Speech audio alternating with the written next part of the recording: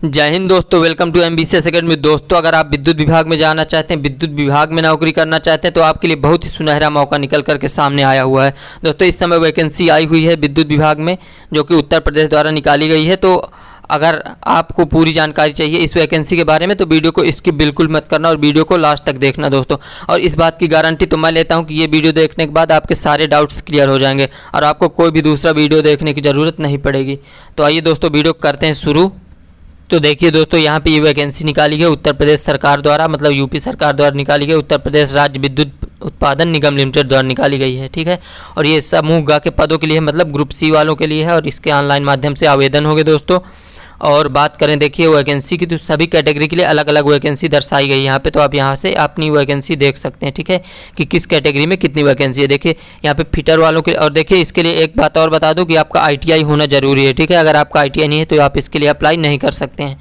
तो आपका ITI होना जरूरी है। और ITI में किस ट्रेड से होना जरूरी है, ये देखिए फिटर वालों के लिए निकाली गई है, इलेक्ट्रीशियन वालों के लिए निकाली गई है और इंस्ट्रूमेंट मैकेनिक से जो कुछ लोग किए रहते हैं ITI, इन सब के लिए निकाली गई है। ठीक है, वैकेंसी तो आप इनमें अप्लाई कर सकते हैं अगर आप इन ट्रेड से आपका ITI है तभी। ठीक है, और देखिए वैकेंसी भी अलग अलग दर्शाई गई है। जैसे फिटर वालों के लिए OBC, मतलब ये जनरल पे कितनी है 30, OBC में 1 है, SC में 14 है, ST में 7। ऐसे ही देखिए इलेक्ट्रीशियन वालों के लिए टोटल जनरल पे मतलब कितनी है 56, और OBC में कितनी है 16, और SC में कितनी है 24, ST में 3। ऐसे ही देखिए ये सारी वैकेंसी दर्शाई गई हैं, तो आप इसको देख सकते हैं और आप चाहें तो इसका स्क्रीनशॉट भी ले सकते हैं दोस्तों।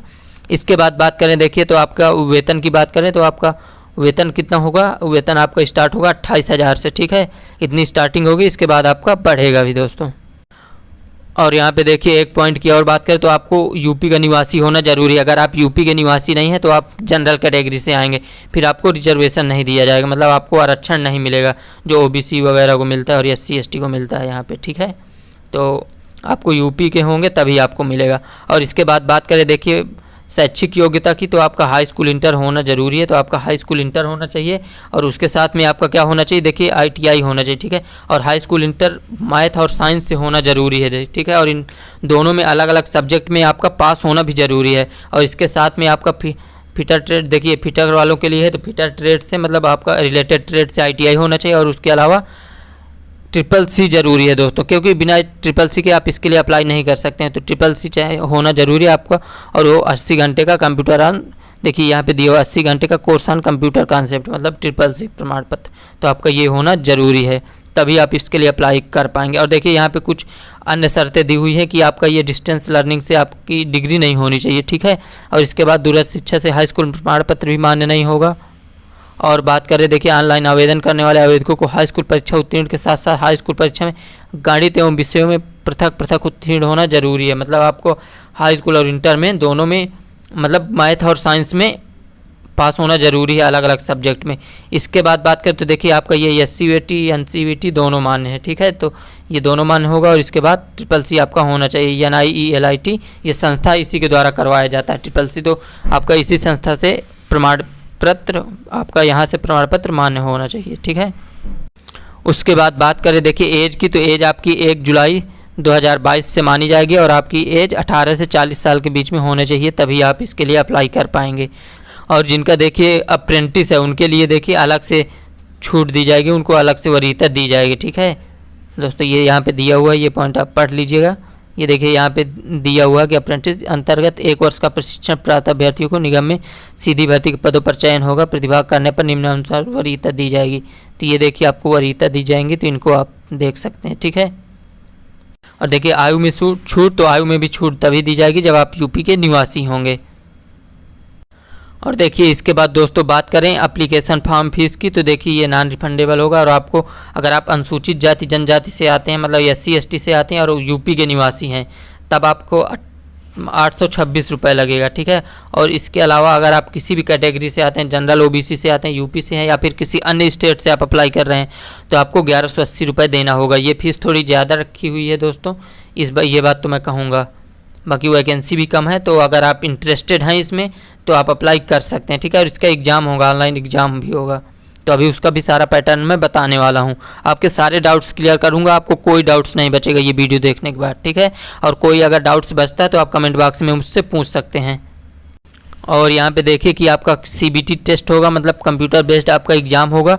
यहाँ पे आपको कंप्यूटर बेस्ड एग्ज़ाम देना पड़ेगा और जब ऑनलाइन आपका एग्जामिनेशन होगा, ऑनलाइन एग्जामिनेशन के बाद जब आप उसको क्वालिफाई करेंगे तब आपको फिर इसके लिए बुलाया जाएगा डॉक्यूमेंट वेरिफिकेशन के लिए, ठीक है। और देखिए आपको अन्य प्रमाण पत्र के लिए बता दूं कि अगर आप OBC से हैं, ये देखिए बहुत महत्वपूर्ण सूचना है, ठीक है दोस्तों। अगर आप OBC से आते हैं या अन्य किसी कैटेगरी से आते हैं और आपको वो जाति प्रमाण पत्र अगर आप अप्लाई कर रहे हैं तो उसके लिए क्या होना चाहिए कि वो आपका 31/3/2022 मतलब 31 तारीख के बाद का बना होना चाहिए, 31 मार्च के बाद का ही आपका होना चाहिए। उससे पहले का है तो वो मान्य नहीं होगा। और इसी प्रकार अगर EWS वाले हैं आप तो EWS प्रमाण पत्र भी 31 मार्च 2022 के बाद का ही होना चाहिए, उसके पहले का मान्य नहीं होगा। और अगर आपका निवास प्रमाण पत्र की बात करें तो ये 2019 के बाद का चल जाएगा। अगर 2019 के बाद है तब आप अप्लाई कर सकते हैं, लेकिन इसके लिए आप अगर जाति प्रमाण पत्र आपका नहीं बना तो दोस्तों बनवा सकते हैं, क्योंकि 1 वीक में बन जाता है, तो इसमें कोई प्रॉब्लम नहीं है अगर आप अप्लाई करना चाहते हैं तो।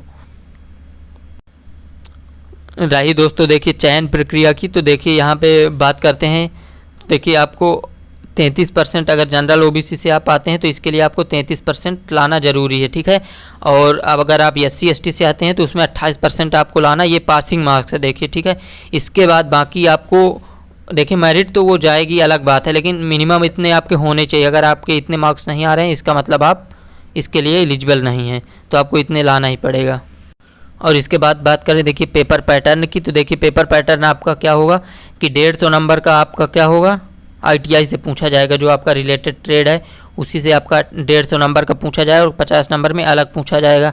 अलग से क्या पूछा जाएगा देखिए GK GS है, हिंदी है, जनरल नॉलेज है, रीजनिंग है, ये सारे सब्जेक्ट होंगे आपके, ठीक है 50 नंबर में। तो ये मस्ट है, इसकी तैयारी आप अगर आप अप्लाई करना चाहते हैं तो इसकी तैयारी अच्छे से करिए आप ITI वाला, ठीक है। ITI के 150 नंबर के क्वेश्चन पूछे जाएंगे और ये ऑब्जेक्टिव टाइप होंगे सारे के सारे। देखिए आपको हर सही आंसर के लिए आपको 1 नंबर दिया जाएगा, ठीक है। और अगर आपका कोई आंसर गलत हुआ है तो -0.25 आपका निगेटिव मार्किंग भी रहेगी, तो इस बात का आप ध्यान रखिएगा। बाकी इसके बाद बात करें तो ये आप नोटिफिकेशन एक बार डाउनलोड करके आप पढ़ भी सकते हैं दोस्तों। और इसके बाद यहाँ पे वही सारी बातें दी हुई हैं। इसके बाद देखिए बात करें तो आपका देखिए ये मेन बात है कि आपके एप्लीकेशन कब से स्टार्ट हो रहे हैं। तो एप्लीकेशन आपके स्टार्ट हो रहे हैं 12/7/2022 मतलब इसी 12 जुलाई से आपके एप्लीकेशन फॉर्म स्टार्ट हो जाएंगे, तो आप अप्लाई कर सकते हैं। और लास्ट डेट कब रखी गई है 5 अगस्त रखी गई है, तो 12 जुलाई से 5 अगस्त के बीच में आपके फॉर्म भरे जाएंगे, तो आप इसके लिए अप्लाई कर सकते हैं। और शुल्क जमा करने की डेट भी यही है, ठीक है दोस्तों। तो आप इसके लिए अप्लाई कर दीजिए अगर आप इसके लिए एलिजिबल हैं तो। ऐसा नहीं, वैकेंसी बहुत अच्छी है, वेतन भी अच्छा है देखिए, और ITI पास वालों के लिए। और ये कोई प्राइवेट वगैरह जॉब नहीं, ये सरकारी जॉब है, ठीक है, परमानेंट जॉब है। अगर आप ये जॉब पाते हैं तो ये आपकी परमानेंट जॉब है, सरकारी जॉब है, ठीक है, विद्युत विभाग में। तो इसके लिए कोई आपको टेंशन लेने की ज़रूरत नहीं है। अगर आप एलिजिबल हैं तो मैं तो यही कहूँगा कि अप्लाई ज़रूर करिए। देखिए कंपटीशन का समय है तो कंपटीशन करिए यार, ठीक है दोस्तों। फिर चलिए मिलते हैं फिर नेक्स्ट वीडियो में, तब तक के लिए बाय बाय। और अगर कोई भी जानकारी चाहिए हो आपको या कोई भी डाउट हो आपको तो आप कमेंट बॉक्स में बेझिझक पूछ सकते हैं, ठीक है। मैं आपको वहीं पे रिप्लाई कर दूंगा या फिर आपके लिए नया वीडियो लेके आऊँगा, ठीक है दोस्तों। तो मिलते हैं फिर नेक्स्ट वीडियो में।